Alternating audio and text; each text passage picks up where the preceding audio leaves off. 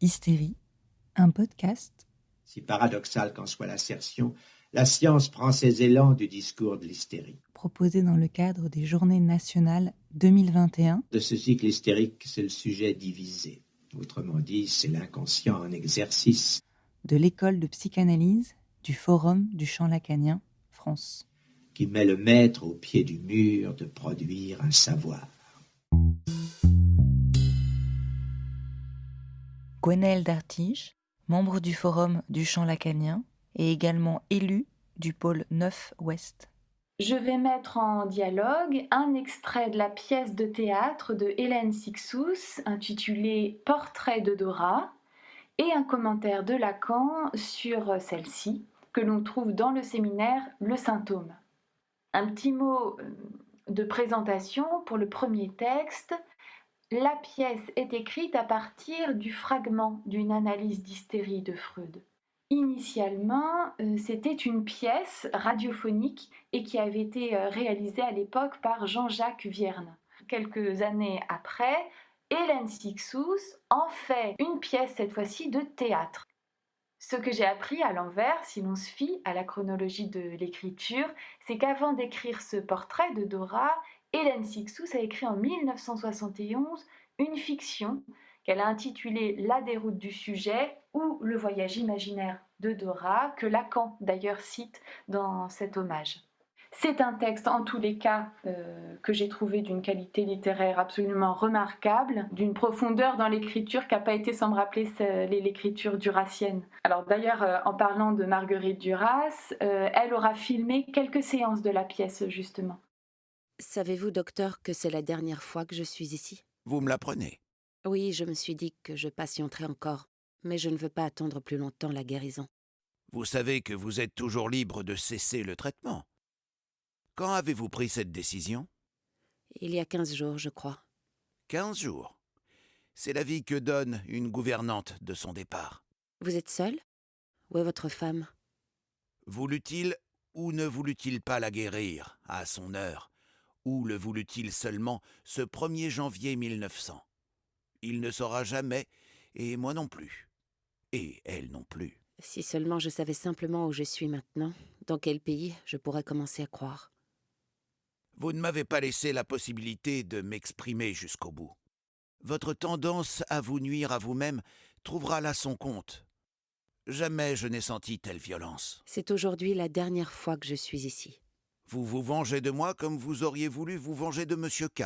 Et vous m'abandonnez comme il vous a abandonné. Vous ne comprenez rien. Ça ne vous empêchera pas d'exister. Voilà ma vengeance. J'irai seule, je guérirai seule. Et j'ai décidé de vous abandonner au jour marqué par moi. Ce sera le 1er janvier 1900. Peut-être que vous en savez trop. Ou d'une certaine manière, pas assez. Et si c'était vrai, si j'en savais trop, toujours trop, un peu plus long que vous tous. Non, plutôt pas assez. Ou peut-être que vous vous aimez un peu trop. Réfléchissez. Ne vous faites pas de mal. Vous pourriez me faire rire, mais je n'ai pas envie de vous faire du mal, parce que vous, docteur, je ne vous aurais jamais aimé. Je vous aurais appris ce que j'ai appris de vous. J'aurais vraiment aimé faire quelque chose pour vous. Personne ne peut rien. Donnez-moi de mes nouvelles. Écrivez-moi. Écrire, ce n'est pas mon affaire.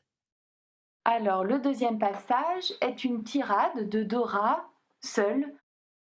Encore, dites-moi tout. Toutes les choses que savent les femmes. Faire de la confiture, faire l'amour, faire le maquillage, faire de la pâtisserie, adopter les petits bébés pour l'amour, faire cuire la viande, trousser les volailles. J'ai regardé mes grands-mères faire ces choses quand j'étais petite, mais moi, sais-je les faire ? Il faudrait savoir. Lorsqu'elle m'a dit « il faudrait savoir si elle devait choisir pour revenir sur terre, d'être homme ou femme », elle avait bien réfléchi. Elle n'hésiterait pas. Ce sont les femmes, certainement, qui gouvernent. J'ai bien réfléchi, mais je ne sais pas. Elle avait bien réfléchi et elle n'hésiterait pas. Mais si j'étais un homme, je saurais. Je me suis dit que je ne saurais pas. Je serais un homme emporté. J'ai bien réfléchi, mais je ne serais un homme trop doux. De quel côté ? Je serais peut-être brutal.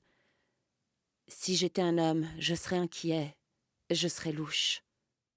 Maintenant, je vais vous lire le commentaire de Lacan qui a vu lui-même la pièce à l'époque. Introduisant la leçon de son séminaire, il invite son auditoire à en faire autant. Ces paroles sont un hommage non pas tant à la pièce qu'il a trouvée pas mal, là je cite les mots de Lacan, donc ça n'est pas tant un hommage à la pièce qu'à l'auteur elle-même, Hélène Cixous, qui du reste est une personne qu'il connaît depuis un certain temps et qu'il aime beaucoup. Le portrait de Dora. Il s'agit de la Dora de Freud, et c'est bien en quoi je soupçonne que ça peut intéresser quelques personnes d'aller voir comment c'est réalisé. C'est réalisé d'une façon réelle. Je veux dire que la réalité, la réalité des répétitions par exemple, c'est ce qui, au bout du compte, a dominé les acteurs. Je ne sais pas comment vous apprécierez, mais ce qu'il y a de certain, c'est qu'il y a quelque chose de tout à fait frappant. Il s'agit de l'hystérie de Dora, précisément, et il se trouve que c'est pas la meilleure hystérique de la distribution. Celle qui est la meilleure hystérique joue un autre rôle, mais elle ne montre pas du tout ses vertus d'hystérique.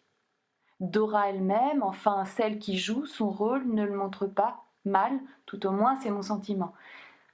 Il y a aussi quelqu'un là-dedans qui joue le rôle de Freud. Il est bien entendu très embêté, et il est très embêté et ça se voit. Enfin, il y va précautionneusement. C'est d'autant moins heureux, du moins pour lui, qu'il n'est pas acteur. Il s'est dévoué pour ça. Alors il a tout le temps peur de charger Freud. Enfin, ça se voit dans son débit. Enfin, le mieux que j'ai à vous dire, c'est d'aller le voir. Ce que vous verrez est quelque chose qui quand même est marqué de cette précaution du Freud acteur. Alors, il en résulte dans l'ensemble quelque chose qui est tout à fait curieux en fin de compte. On a là l'hystérie. Je pense que ça vous frappera, mais après tout, peut-être apprécierez-vous autrement. On a là l'hystérie que je pourrais dire incomplète. Je veux dire que l'hystérie, c'est toujours, enfin depuis Freud, c'est toujours deux. Et là, on la voit en quelque sorte réduite, cette hystérie, à l'état en quelque sorte matériel. Il y a un manque. Il y manque cet élément qui s'est rajouté depuis quelque temps et depuis avant Freud, en fin de compte, à savoir comment elle doit être comprise.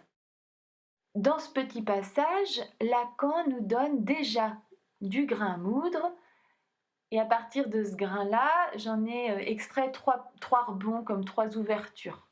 Premier point, l'hystérie, qui est appréhendée là en tant qu'objet de compréhension, s'avère multiple. Et sa représentation, son interprétation, si je puis dire, peut mener au risque d'incomplétude vis-à-vis de son abord.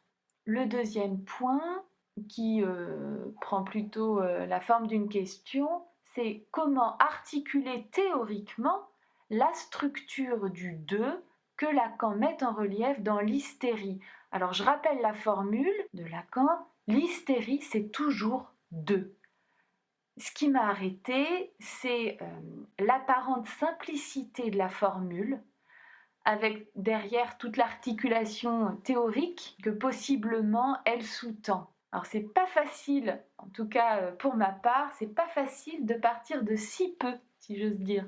Et puis, dernier point, c'est le terme de vertu que Lacan utilise à propos de l'hystérique. Eh bien, j'ai fait un tout petit bout de chemin là-dessus, qui est plutôt un point de départ, c'est que l'étymologie origine ce terme du côté ni plus ni moins que de la virilité. Un point de départ tout à fait particulier.